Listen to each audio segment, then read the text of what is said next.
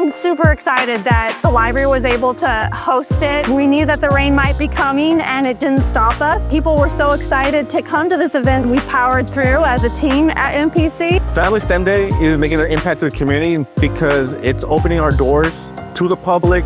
It's letting people know what we offer here in terms of our programmings, our resources, the community partners that we have, our connections with the community.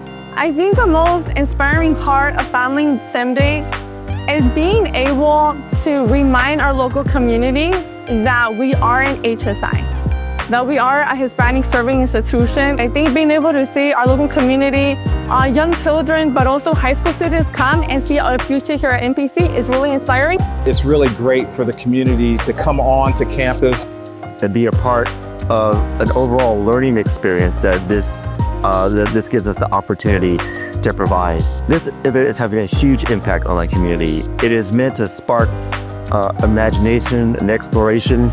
We are building the scientists for the next 20 years. It starts now.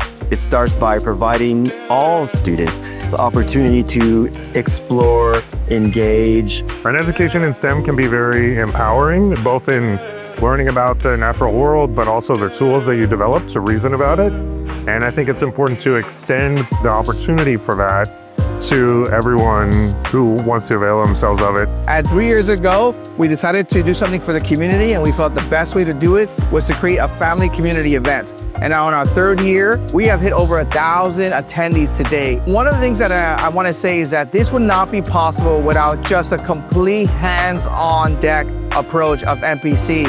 Faculty, staff, students, and everyone really has committed to making sure that we have student success. And by having student success, we have community success. And by having Family STEM Day, it brings all of us together and it gives us a place of a sense of belonging. And we know MPC is home, and we want MPC to be home for many future generations.